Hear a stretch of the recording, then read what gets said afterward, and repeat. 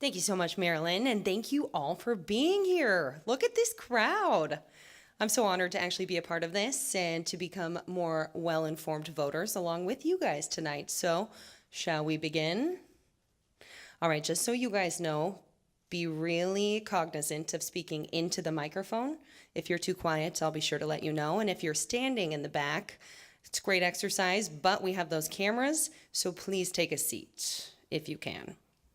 Tonight we'll be using the following format. Each candidate will be given 2 minutes for an opening statement. We'll then move on to the question and answer period, of which you'll have 1.5 minutes for each of your responses. All candidates running for the same position will answer the same questions, alternating who goes first. We have prepared questions, but we're also taking questions from you in the audience. If you still have yours, please just lift it up and we'll pick it up from you. It is helpful if you say which race the question is for. Make sure all of the questions are something the candidates should be able to answer and nothing of a personal nature. And hold up your card. Looks like we don't have any. If there are any, we'll get them over to me at some point. So each candidate, once again, has 1.5 minutes for your opening statements. Candidates, I would point out to you our timer up here in the front row. She has a stop sign and a 15-second sign. When you have 15 seconds left, she'll pull up the 15-second. And then the stop sign. You don't have to finish right then, mid-sentence, but please do try to wrap up your thought at that time. So let's begin by introducing our candidates with us tonight who are running for state senator in the 8th District. They are Ryan Cooper and Leo Perales. Incumbent Sharon Brown was not able to make it tonight, but she does have a representative here with us. Charla Marshall is her campaign manager, and she'll be reading a statement for Ms. Brown. She does get a little bit more time because Ms. Brown won't be answering any other questions. So for simplicity's sake, the candidates are seated and will be addressed in order of which they filed, but Ms. Brown's statement will go first.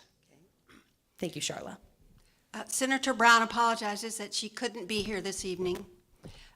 She is out of state.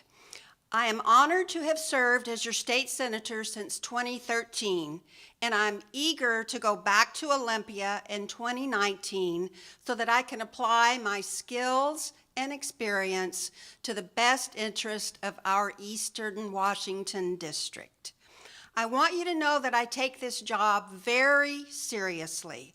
I'm proud to say that I have maintained a 100% attendance record, and I've never missed a vote, not one vote. We must continue our fight against higher taxes and estate income tax. We must continue fighting to make it easier to do business in our state. We have to maximize resources for education, and we must assure that our state is fiscally responsible and never again attempts to raid our rainy day fund. My commitment to providing vital services to our senior citizens resulted in this past session of a $1.5 million expansion of the Meals on Wheels program. And I was instrumental in securing millions of dollars of funding for key projects and programs in the Tri-Cities. Rising to the top of my priorities as your state senator has been addressing the crisis of mental health needs. I sponsored bills recently which passed to improve mental health services for children and new moms and resources for suicide prevention on college campuses. Mental health is a subject that is near and dear to Senator Brown as she lost her brother-in-law to suicide just 2 years ago. We know that half of all individuals living with mental illness experience onset by age 14. So I want to go back to Olympia to work on measures aimed at expanding resources for elementary and middle schools. I'm very sorry that I couldn't be here with you this evening. I hope you will all take the opportunity to vote in the upcoming primary election. And please take a moment to go to my website at sharonbrown.org to learn more in detail about the work I'm doing for you as your senator. Thank you very much. Thank you, Ms. Marshall. Now we'll begin with opening statements with our candidates who are here. Mr. Cooper, you filed first, so 2 minutes for your opening statement. Thank you. And thank you to the League of Women Voters for allowing me to be here this afternoon, for all of you for being here. I applaud the fact that it's like ridiculously hot outside and that each one of you decided to come and listen to us instead of having a barbecue or go on vacation with Sharon Brown. I'm Ryan Cooper. I'm the chair of the Libertarian Party here in Benton County, and I'm running because we need more options on the ballot. There is not enough choices on the ballot, especially at the top of the ticket. How many of you remember 2 years ago when the choice was between a slap in the face and a kick in the groin? We need more people running for office in not only the Republican Democrat parties, but in other parties, Libertarian, Independent, because too many people are voting based on blind partisanship. It's destroying this country and hurting our communities. People are just voting for the first R or the first D they see on the ballot. They need to actually research and look at each issue, look at each candidate. We can do better, and that's why I'm running, to give a voice to people who, actually majority of Americans now are independents. They are not Republican or Democrat. And as your state senator, I will work with both sides to get things done that will help individuals and promote liberty in the state. So one of our big issues here with the Libertarian Party has been the Legalize Richland effort. We are securing that to get on the ballots, to have more liberty so that people can have the option of purchasing those products here in the city limits of Richland without having to travel to other cities or purchase them from, shady people in dark alleys. Give that tax money back to communities. It just makes sense. It's time. People have been asking for it. We're fighting for that. And we will continue to fight for the rights of you and everyone here in this room and in the community. My name is Ryan Cooper, Libertarian candidate for State Senate. Thank you, Mr. Cooper. Mr. Perales, your opening statement, please. Thank you. Can you hear me? Again, I want to say thank you to the League of Women Voters for putting this forum on. I've assisted in the past, and it's always great to have the voters come and ask questions of us. So thank you. Again, my name's Leo Perales, and I have a track record of community service and leadership here in the Tri-Cities. Currently, I'm the vice chair of the Benton County Planning Commission. I'm also the vice chair of the Kennewick Housing Authority. I used to sit on the Kennewick Improvement Board, which dealt with code enforcement issues. I've worked on juvenile justice issues across the whole state. I have even volunteered time over at the Juvenile Justice Center. So I'm a committed community advocate, if you will. But our area really needs new leadership. I'm running for state senator because I believe that it is time for forward-looking leadership. Leadership that will speak for the people, leadership that will always listen and put you all first. By putting the residents of the 8th OD first, we will fight for issues that will unite us, not divide us. We will fight for a universal healthcare system. We will fight for investments in our communities to keep them strong. We will fight for an economy that is built from the middle class out. We will fight to protect workers' rights and ensure that large corporations pay their fair share. We will fight for the many families in our district who are struggling. We will fight for an education system where higher education is affordable and where we pay our teachers a fair wage. Together, we will fight for common sense policies that benefit everyone, because politics isn't about left, it isn't about right, it's not about being Democrat, it's not about being Republican. It's about improving people's lives. Vote for common sense, vote for me. Thank you. Thank you, Mr. Perales. Now we'll move on to the question and answer period. Once again, we'll start with Mr. Cooper, and we'll start with an audience question because we love those. In the past few legislative sessions, our state representatives have failed to bring our tax dollars back for infrastructure, including dollars for Dupertail Bridge, Lewis Street Overpass, and others. Can you speak on this? Absolutely. That's a wonderful question. So, when they talk about dollars coming back, you have to understand what the actual question here is where do those dollars come from in the first place? It came from your pockets. So the government reached in your pocket, stole your money. Notice I use the word stole. They didn't ask for it. They just took it. They take it to Olympia, and then the representatives fight amongst each other, like who's going to get this money? Is it going to go over to Seattle? Is it going to go over to Spokane? Is it going to go over here? Like it's some kind of a bidding process. We need to put money back in the people's pockets because it's our money. It's not their money. And on top of that, when it comes to issues like the Dupertail Bridge and these other things, I was part of the petition effort, and I'm still am, to try to get the car tabs down to $30. Richland raised the car tabs to pay for this bridge. Here's an interesting fact. If they had allowed marijuana stores in the city of Richland, that tax revenue could have fixed these roads. Let the potheads fix the potholes. How about that for a statement? You don't smoke marijuana, you don't pay any of the taxes. Gotta love it. So we need to do more locally with our own dollars. We can't always count on the state to do the job for us. Thank you. Thank you, Mr. Cooper. Mr. Perales? Well, whenever you talk about taxes, it's always a polarizing issue. You always hear that phrase. We don't have a revenue problem. We have a spending problem. It's a multitude of issues, and this is an issue that has eluded the legislator for many sessions. They don't want to have real talk when it comes to taxes. We need a complete reform and overhaul of our tax system. We have one of the most regressive tax systems in the nation. 20% of low-income households here in the state of Washington pay over 17% in local and state taxes. And while the top 1% pay 3 to 10, and this is the most, we need to start having real talk here at the state level.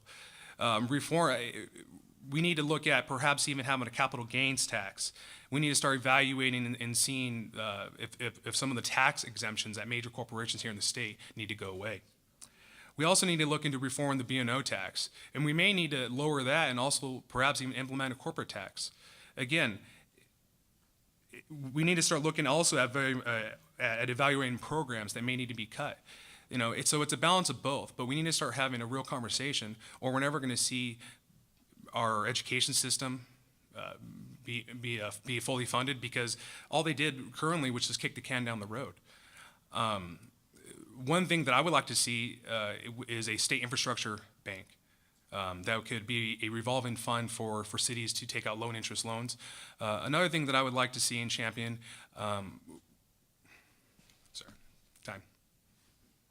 Thank you, Mr. Perales. You are up next on the next question. Since we've talked a little bit about marijuana already, let's bring up that question. Do you know of any evidence that legalizing marijuana has helped or hurt the state's economy or caused social problems in our region?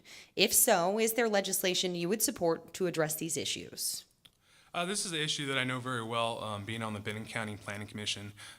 We had a group of individuals come and believe that marijuana has been an adverse to our area, creating very social impacts. I think we've all seen contrary to that.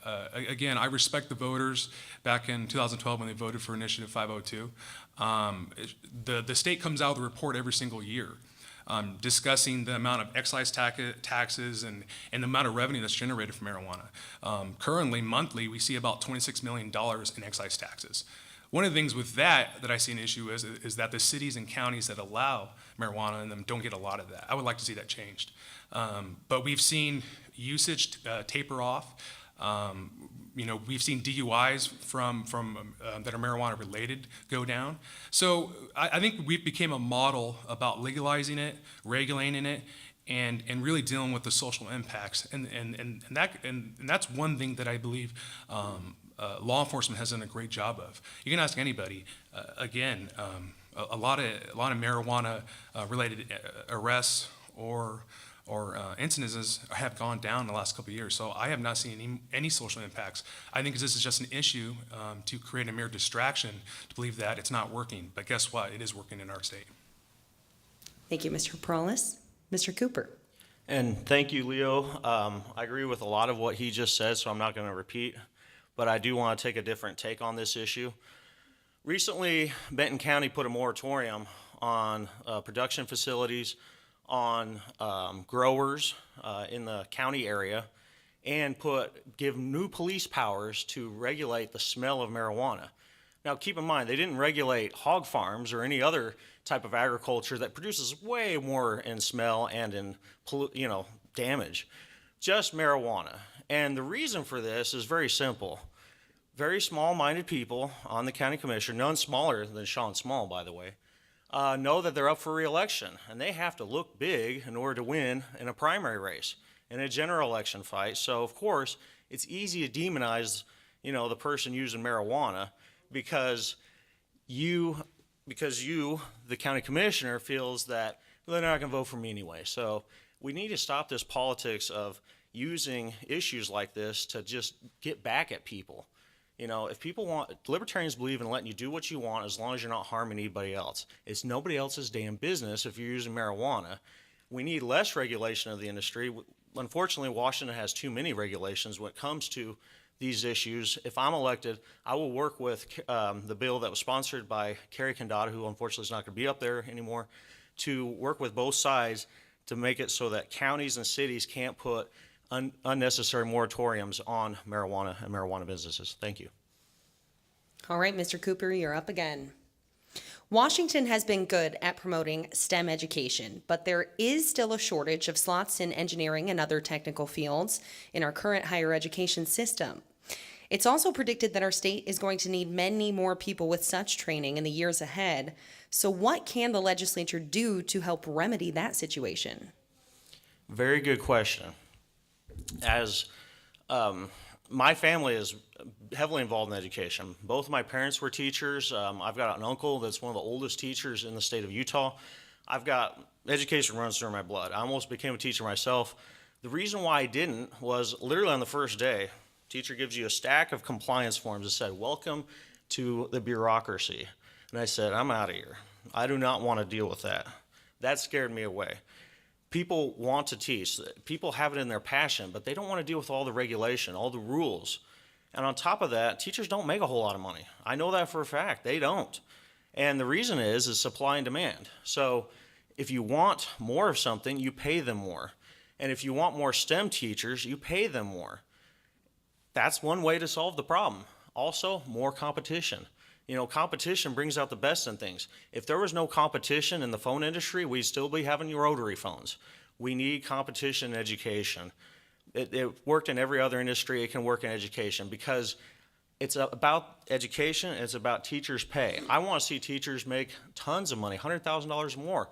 But that can only happen if we reduce the size of government and get government out of the education business. Thank you, Mr. Cooper. Mr. Perales? Yeah, no, that is a very good question. But it all comes down to, again, to funding. And this question is very related to the first one. Are we willing to not fund our education system? Do we need more STEM programs? Sure we do.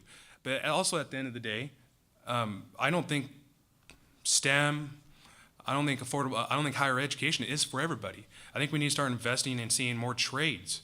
I was speaking at a union this past week, and back when he was in school, and this is a guy who's just fresh out of high school, he says that he never got talked to about joining a union. You know, it's great to pump money into our schools, but at the same time, we're not doing that anyways because we're not having real talk when it comes to taxes.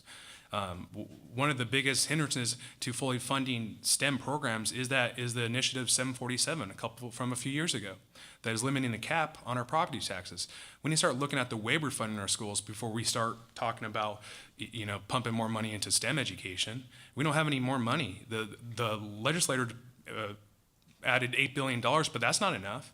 And also going into teaching, yeah, Mr. Cooper's right. A lot of people aren't going into teaching because it's not financially, you know, you're not getting paid a lot. We're not able to retain teachers right now. Again, the Kennewick School District is fighting with their union right now, and they've gone on $1 million, and they don't want to pay their teachers. So this is a never-ending battle, and we need to start pumping more money into education and start being serious about funding our schools. Thank you, Mr. Perales. And now we have an audience question that sort of bounces off of that one. Washington is a net importer of college graduates. What is your plan to encourage more young people to graduate from college and stay here? Well, we need to start creating jobs.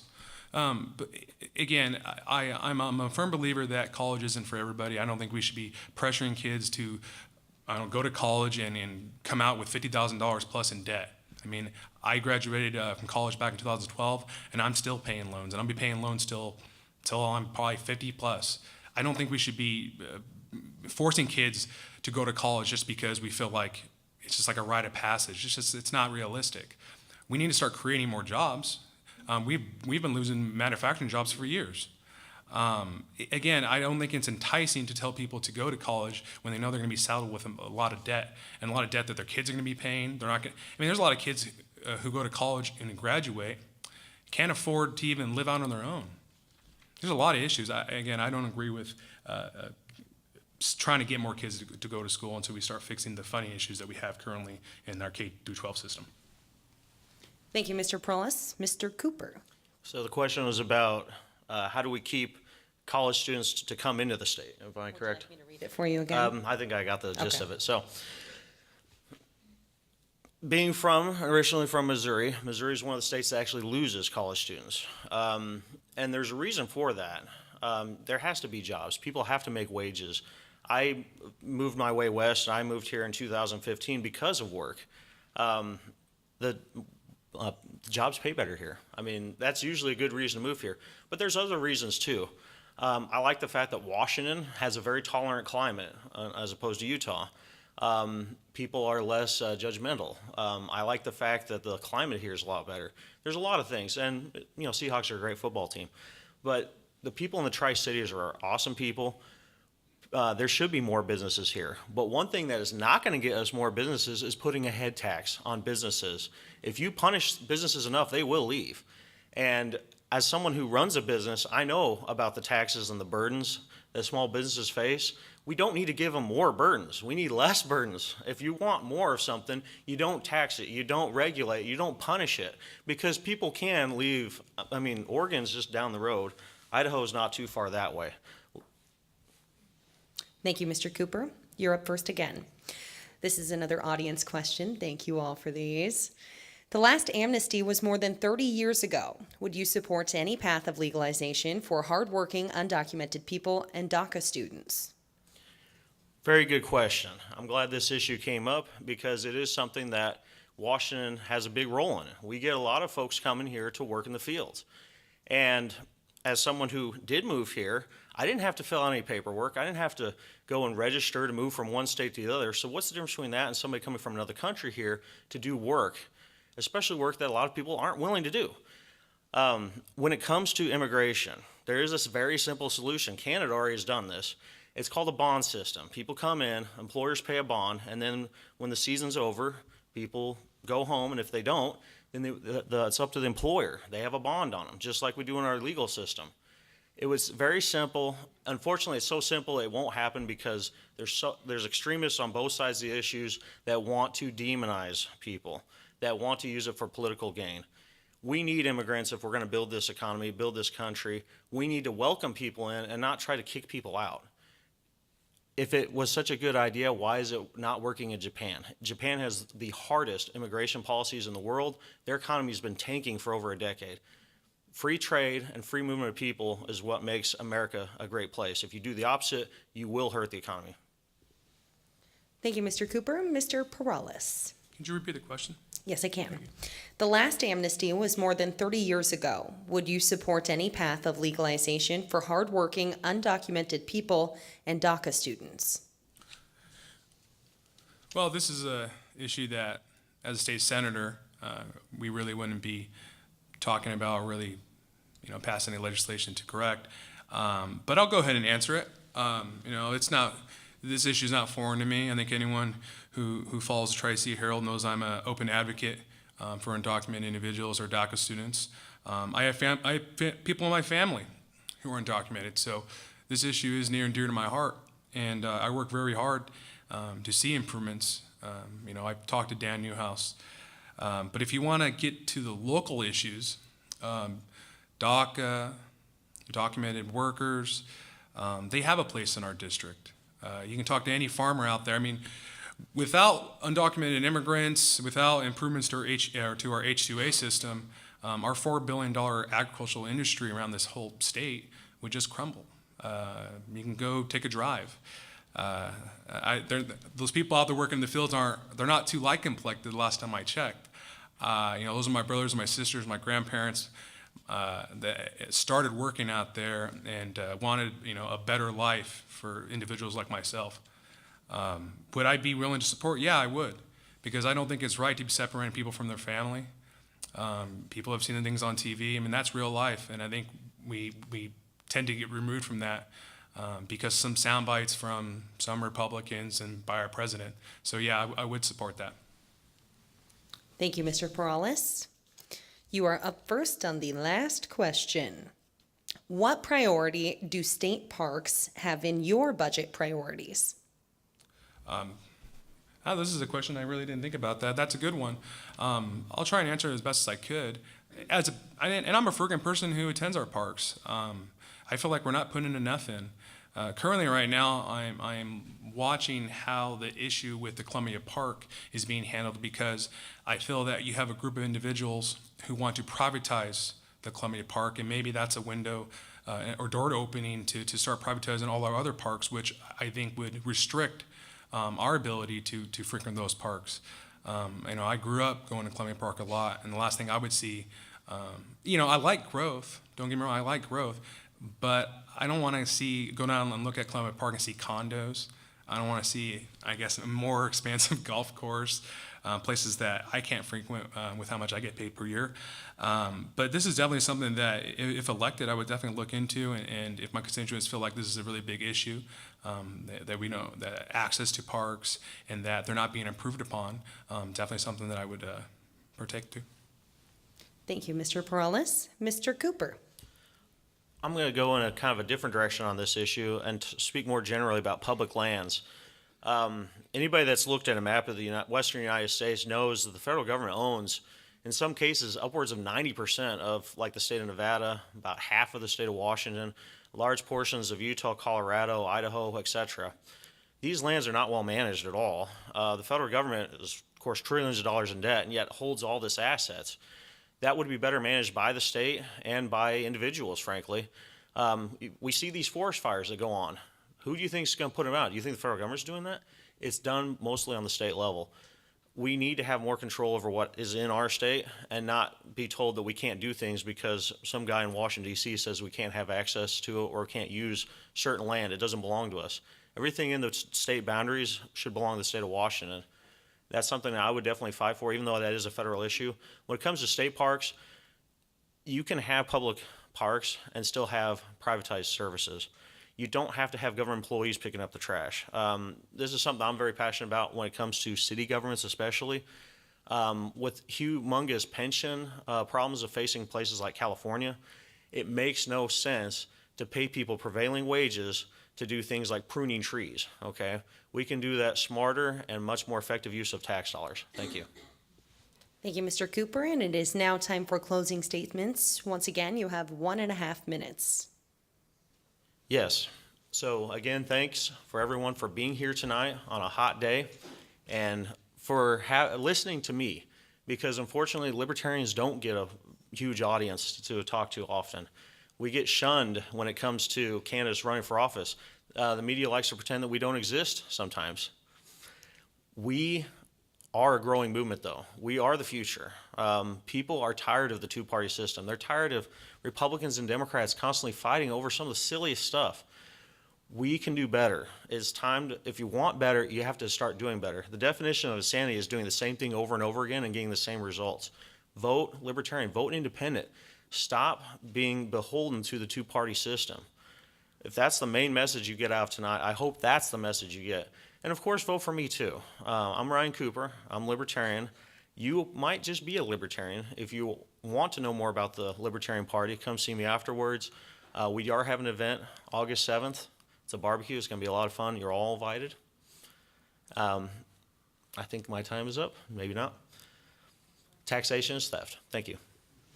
Thank you so much. Mr. Perales, 1.5 minutes. Okay. Well, again, thank you to the league for putting this on, and thank you to everyone who showed up tonight.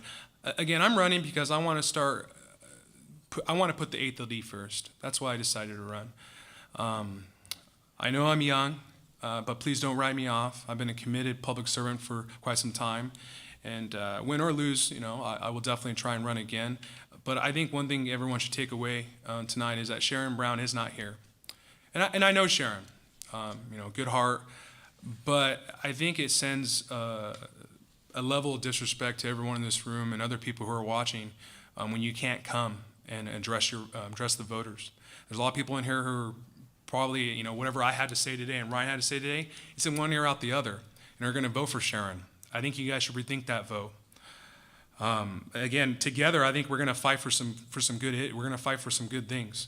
I want to see, healthcare. I want to make sure healthcare is not a luxury here in this district. I want to see a district that creates jobs. I want to see a district that starts paying teachers what they're worth. Again, I can't stress anymore that I think we're starting to kind of go down this rabbit hole where it's so tribal, and just because I have a D next to my name and he has a L next to his name, you're not going to give us a fair shot. So please, do your homework, but just remember that, I'm here and I'm going to be committed to the people of this district. And no matter if you're a Republican or independent, I'm going to be fighting for everyone. Thank you. Thank you both, and thank you to Sharon Brown's representative, Charla Marshall. We'll now take a quick break while we get ready for the state